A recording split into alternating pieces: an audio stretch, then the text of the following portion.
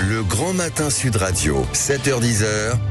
Patrick Roger. 7h41, Sud Radio vous explique. Depuis le 1er janvier de cette année, c'est-à-dire un mois et demi, 22 skieurs, écoutez bien, 22 skieurs ont perdu la vie dans des avalanches. Le hors-piste est extrêmement dangereux. Et ce que disait il n'y a pas si longtemps quelqu'un, un spécialiste, il n'y a pas de petit hors-piste. Quand on dit qu'on va faire un petit peu de hors-piste sans trop de danger, c'est extrêmement dangereux, même quand on est avec des guides. C'est arrivé encore hier, il y a 2 skieurs hors piste et un promeneur qui ont été tués par des avalanches, tout d'abord à La Grave dans les Hautes-Alpes et puis un promeneur à Valloire en Savoie. Nous sommes avec Blaise Agresti, qui est guide de haute montagne en charge du peloton de gendarmerie de haute montagne de Chamonix pendant 15 ans et qui a écrit beaucoup évidemment sur les secours en montagne. Bonjour Blaise Agresti. Bonjour. Pourquoi autant de victimes là cette année, J'ai donné ce chiffre, 22. C'est le comportement des gens. C'est alors bon, on va dire d'un manteau instable, bien sûr, mais pourquoi quand même?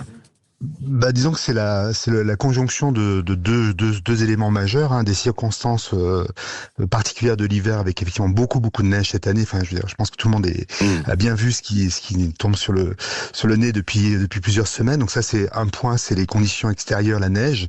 Et puis ensuite, c'est les comportements effectivement qui ont beaucoup évolué ces dernières années avec une acceptation du risque qui est très élevée. Donc les gens pratiquent de plus en plus le ski hors piste. Donc quand on fait des statistiques sur les pratiquants du ski, il y a 25% qui vont quand même hors piste. Donc on a d'un côté une fréquentation du hors piste qui augmente, de l'autre niveau de risque qui est accepté de plus en plus élevé par les pratiquants. Et ça, je pense, ça relève plus de la sociologie et des comportements. Donc on est vraiment à la croisée de pas mal de paramètres. Oui, c'est ça. Mais que dit la communauté, entre guillemets, montagnarde face à cela? Parce que je n'entends pas beaucoup de voix s'exprimer. C'est-à-dire que, évidemment, on veut toujours qu'il y ait du hors-piste, ça fait partie des sensations recherchées par des skieurs et de plus en plus. Mais face à cela, est-ce qu'il faut l'interdire jusqu'au bout? Que dire, Blaise Agresti?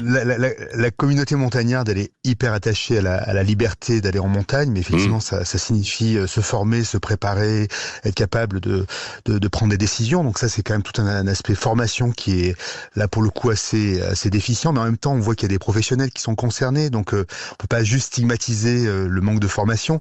Donc moi, ce qui me semble important, c'est que la communauté montagnarde qui a du mal à prendre une position claire là-dessus, parce que d'un côté liberté, d'un côté interdiction, personne n'en veut. C'est vraiment rappeler l'idée de la prudence. Il y a quelque chose qui est l'héritage de la montagne. C'est on a fait de la montagne un lieu de consommation, de loisirs purement récréatif, mais non, ce n'est pas un lieu récréatif, c'est un lieu d'apprentissage où il y a des dangers réels, un danger très très marqué. Et la montagne, elle est dangereuse, et ça, c'est quelque chose qu'il faut répéter de manière permanente. Et il n'y a pas de petit hors-piste, ça a été mentionné. Alors c'est ce que je disais, parce que c'est un spécialiste, et pas moi, Blaise Agresti, qui disait, mais il n'y a pas de petit hors-piste.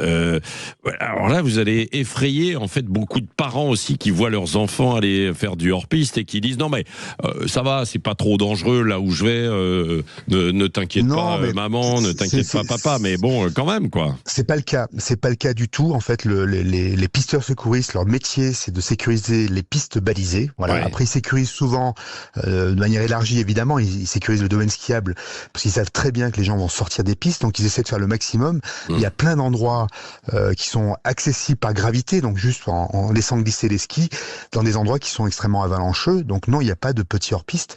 Et pour moi, il y a une particularité aussi, c'est que l'éducation à ce risque-là, elle est complexe parce que le risque d'avalanche, il est hyper compliqué. Je pense qu'il y a peu de gens qui sont capables de prédire. Voilà, donc d'abord même les plus grands experts de Suisse, du monde entier disent plus j'en apprends sur les avalanches, moins j'en sais. Donc il y a quand même une dimension d'un risque qui est quand même extrêmement difficile à appréhender. C'est-à-dire pourquoi? Parce que ce qu'il faut comprendre, c'est que c'est une combinaison à la fois de physique, c'est-à-dire il y a des transformations de la neige, le manteau neigeux avec ce qu'on appelle des sous-couches fragiles, qui sont des couches qui se glissent au fur et à mesure de la saison dans le manteau neigeux, qu'on appelle ces sous-couches fragiles, et en ce moment il y en a pas mal, et elles bougent pas de la saison, et c'est sur ces plans de glissement, on va dire, ces zones de fragilité que les avalanches se déclenchent. Donc, il faut avoir une capacité à analyser ce manteau neigeux dans la profondeur, et il a une dynamique de propagation qui est extrêmement compliquée à expliquer. Donc, en fait, non, je pense que aujourd'hui, il y a juste une idée quand même qui est peu exprimée, c'est le renoncement, c'est l'aspect s'abstenir. Moi, je pense qu'il y a quand même un sujet fondamental sur les comportements. Il y a des fois où on ne sort pas. Voilà, il y a des moments où on doit s'abstenir complètement. Y si compris, on veut pas aller vers des interdictions. Blaise Agresti, y compris quand on est guide et quand on doit aller avec des skieurs qui ont réservé déjà depuis des semaines, voire depuis des mois, qui viennent de l'autre bout de la planète et qui disent on va quand même y aller. C'est très compliqué sur le plan économique, mais effectivement, il faut être capable de dire. C'est vraiment une des dimensions du métier qui est la plus difficile, c'est dire non. C'est être capable de dire là, on renonce, on n'y va pas et on annule, et puis on va sur une autre activité qui est beaucoup plus raisonnable. Donc voilà. Donc ça, c'est un sujet qui concerne plus les professionnels. C'est le renoncement, et 2, la capacité à se dire les choses après les incidents, les accidents. C'est qu'aujourd'hui, il y a beaucoup de tabous sur ces sujets des accidents dans la communauté montagnarde. Et si on veut grandir en tant que communauté, il faut qu'on apprenne à relire les accidents, comprendre les causes profondes. On appelle ça dans les armées le retour d'expérience, mais effectivement, c'est une démarche qui n'est pas complètement aboutie aujourd'hui. Merci beaucoup, Blaise Agresti. Donc, vous avez été en charge du peloton de gendarmerie de haute montagne de Chamonix, donc vous connaissez parfaitement le sujet. Et vous avez écrit plusieurs ouvrages de référence sur les secours, justement, en montagne. Les secours, d'ailleurs, il y a une autre question. On n'a pas le temps d'y revenir, mais on l'a déjà évoqué, notamment dans Les Vraies Voix. Est-ce qu'il faut faire payer les secours en montagne aussi aux victimes d'accidents ? Il est 7h48.